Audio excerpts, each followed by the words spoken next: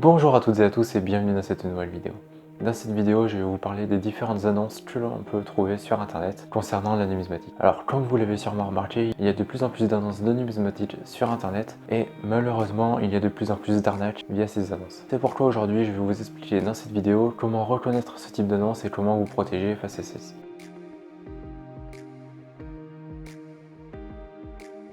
Tout simplement, on peut en trouver partout sur internet, sur absolument tous les sites. Par exemple, que ce soit eBay, Le Bon Coin, tous les sites en général où tout le monde peut poster des annonces. Alors ce n'est pas de la faute des sites, bien évidemment, c'est de la faute des annonceurs, des personnes qui créent les annonces. Et lorsque je parle de tous les sites, je ne parle évidemment pas des sites professionnels comme les sites des grands numismates comme CGB, Numis Corner, Monnaie 20 ans, etc. Leurs annonces sont vraies, bien évidemment.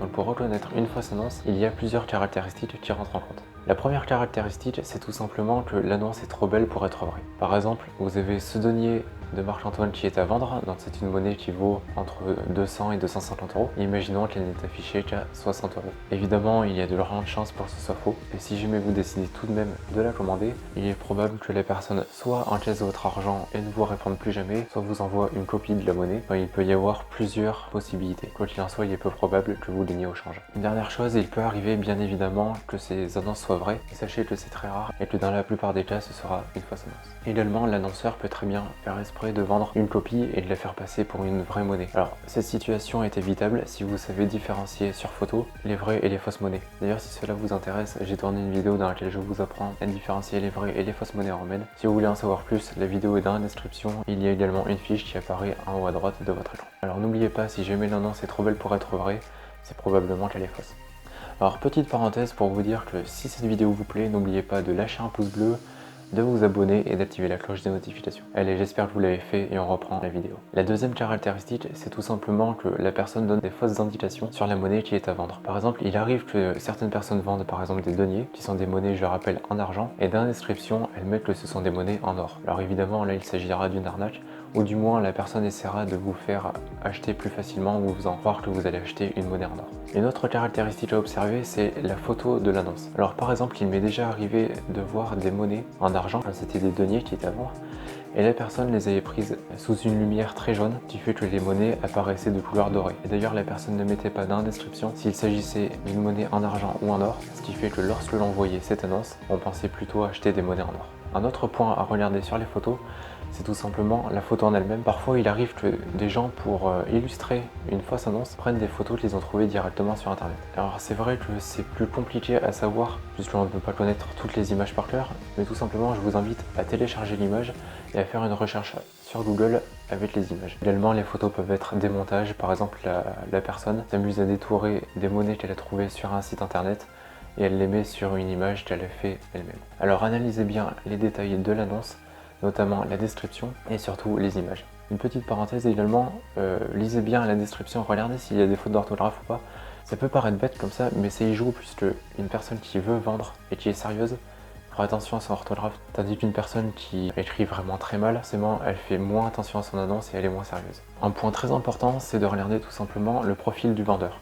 Alors pour cela, sur la plupart des sites de vente actuellement, on peut voir et on peut donner une note directement au vendeur. Alors si le vendeur a de bonnes notes et de bonnes appréciations, il y a de fortes chances qu'il soit sérieux. A contrario, s'il a des mauvaises notes et s'il a des mauvais commentaires, il y a de fortes chances qu'il ne soit pas sérieux et donc qu'il fasse de fausses annonces. Également, vérifiez bien les autres annonces que le vendeur a mis en ligne. Par exemple, si vous voyez qu'une annonce est fausse, il est fort probable que les autres annonces le soient aussi.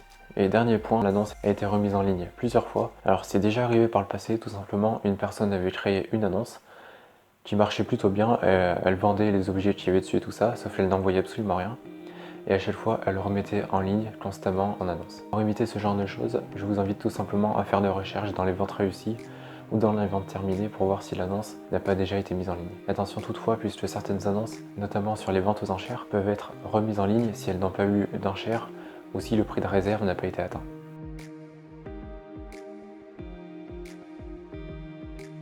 Tout d'abord, commencez par contacter le vendeur. C'est très important puisque tout simplement la personne peut très bien ne pas avoir fait exprès. Par exemple, il m'est arrivé à mes débuts d'acheter une monnaie qui était fausse et tout simplement la personne n'y connaissait rien et elle ne le savait pas, alors elle m'a remboursé et tout est rentré dans l'ordre. Alors la première chose que vous avez à faire, c'est de rentrer en contact avec le vendeur. Alors si vous contactez le vendeur et qu'au bout de plusieurs jours il ne vous répond pas, c'est probable que vous soyez fait arnaquer. Dans ce cas-là, ne vous inquiétez pas, tout n'est pas perdu et il existe une sorte de sécurité qui vous permet tout de même de vous faire rembourser. Après évidemment, il faut voir les conditions avec le site, etc.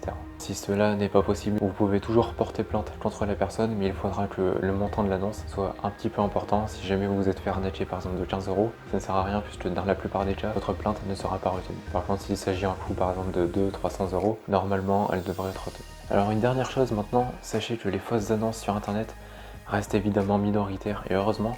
Alors à partir de maintenant, n'ayez pas peur.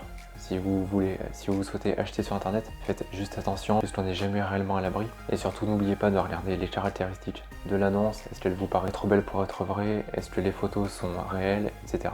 Cela permettra de limiter les risques, mais malheureusement ils ne seront pas réduits à zéro. Et pour finir, si vous voulez avoir des sites qui sont sûrs et sur lesquels vous êtes sûr de ne pas vous faire arnaquer, je vous conseille les sites de numismates renommés.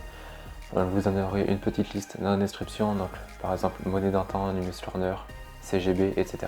Je vous indique également que j'ai un site internet qui s'appelle empiredesmonnaies.fr et sur ce site je vends également des monnaies romaines. Alors je vous rassure tout de suite, toutes les annonces sont vraies, toutes les monnaies à vendre sont authentiques bien évidemment. Alors si vous êtes intéressé par cette collection, je vous invite tout simplement à aller vous renseigner dans la description. Et bien évidemment, si vous avez la moindre question concernant ma boutique, mon site, ou tout simplement la numismatique, je reste à votre disposition, mon mail est directement dans la description de la vidéo. Et voilà, cette vidéo est maintenant terminée, alors j'espère qu'elle vous aura plu. Si c'est le cas, n'oubliez pas comme d'habitude de lâcher un pouce bleu, de vous abonner à cette chaîne YouTube en activant la cloche de notification, de commenter, et également la chose la plus importante, c'est bien évidemment de partager cette vidéo, puisque c'est le moyen le plus efficace par lequel vous pouvez m'aider, puisque cela me permettra de me faire connaître beaucoup plus facilement. Donc, comme je l'ai dit, le lien de mon site internet est dans la description. Vous retrouverez également le lien vers mon livre gratuit qui s'intitule Autour de la monnaie romaine. Alors c'est un livre que j'ai écrit spécialement pour les débutants. Alors si vous êtes débutant et même si vous ne l'êtes pas, il est disponible totalement gratuitement. Alors demandez-le moi et je vous l'enverrai. Vous avez également le lien direct vers ma boutique sur lequel plus de 130 monnaies romaines sont à vendre, dans la plupart qui tournent aux alentours de 15 €. Alors si jamais vous voulez acquérir des monnaies romaines pour un petit budget, n'hésitez pas à y faire un tour. Allez, je vous souhaite une bonne journée ou une bonne soirée. Prenez soin de vous et de vos proches et à bientôt dans une prochaine vidéo. Allez, salut!